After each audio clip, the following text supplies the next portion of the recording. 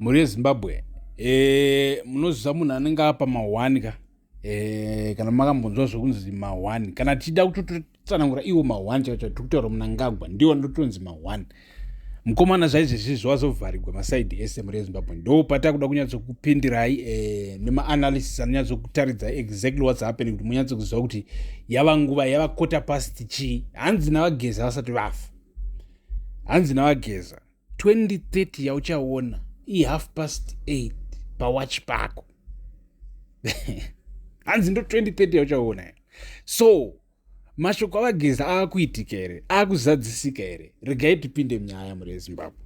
So chii chiri kuitika right now? First of all, the first thing chaluza Mnangagwa is the SADC region.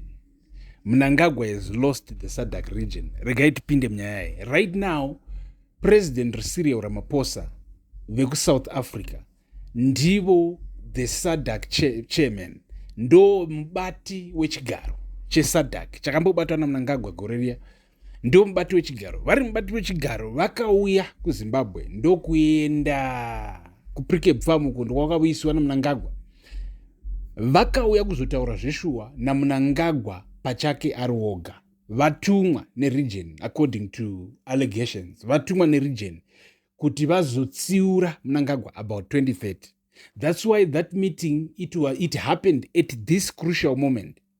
At this moment yekuti takatarisa neMay 28 neMay 18 28 kwatokure neMay 18 apo mukati meparliament yemuZimbabwe pachatanga kutaurwa nezveCAB 3 zviri pamutemo ende zvichilida kumavotes kuti pamakaita mapublic consultations what did the people say. Ende tose takaona game rakatambwa kuya political show yakatambwa kumapublic consultations, and that political show ndo the same political show iri kunzi yakaudza members of parliament what the public thinks about CAB 3 muri Zimbabwe. Ndo patiri panapa muri kupanzwa regai move. So zvakamira zvakadaro muri Zimbabwe. That's evidence yekuti the SADC region will no longer provide yatoti susu diplomatic support, diplomatic coverage for Mnangagwa anymore. And pane mamwe also news reports ari kutenderera ari kutaura iwo kuti the reason why zvinhu SADC yakazoita zimove rakadaro kuti iuye zveshuwa igare pasina Mnangagwa ari oga pasina kana mavice presidents ake, it's also because zviri kunzi the Zimbabwe military pachayo yakapa warning, yakaudza SADC region kuti if Mnangagwa goes on with this CAB 3 we will make a move to stop him, which might end up being the noise isingadiwe, a conflict isingadiwe, but we will make a move to stop him. These are news reports circulating. And right, number 2 muri Zimbabwe, number 2 chaluzwa naMnangagwa right now chiri kutokutaridza kuti ava mafinal hours. Zvaizvezvi chatiri chiti isusu Mnangagwa Azovharigwa masaidi ese. Side rechi 2 ndiriri muri Zimbabwe nderekuti Mnangagwa has lost grip on ZANU-PF structures themselves.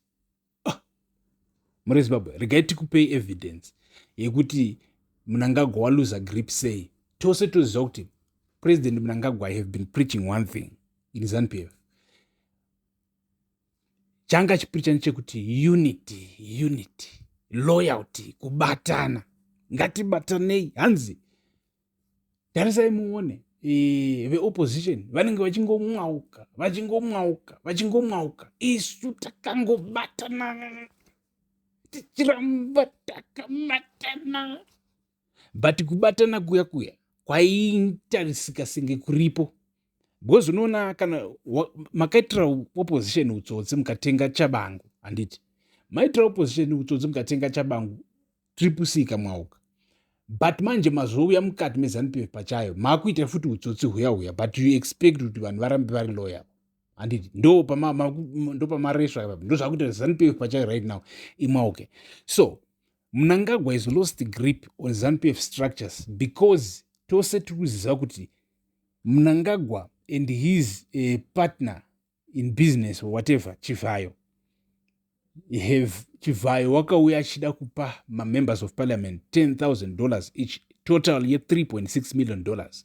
And the ZANU-PF structure, the youth league, one of the most, if not the most important. Kaona all vets and it no like the decision makers, but then they make decisions for the youth. For the ZANU-PF Youth League ndo inenge ichiresponda kana ichibvumira nezviitwa maovhets ndo inenge ichiita kuti maovhet ari kutaura izvozvo aramba achiendeswa kumberi because ndo the audience chaichai yeZANU-PF within ZANU-PF, the people vacho vari kuitigwa zvinhu zvavanofanira kudi zvavanoda ivo the youth.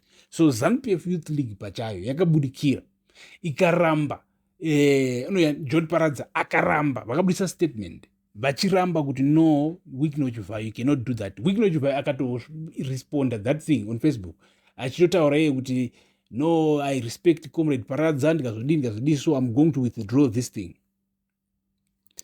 Same time iyoyoyo muri Zimbabwe tagwirei ime Wikino Chivhayo tagwirei ndo maoko my financial hands aMnangagwa asisi zvere, we all know that.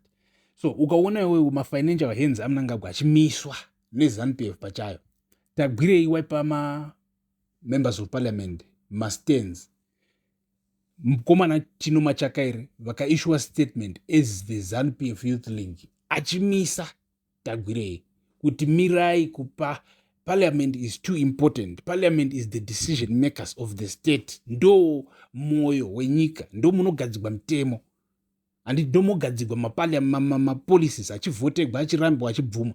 Iwo then as a private citizen, a businessman, you come there woda kupa those people gifts to influence them. Zvikanzi mira izvozvo. So kana mukatanga kuona izvozvo muri Zimbabwe, you then realize kuti Mnangagwa has lost ZANU-PF itself.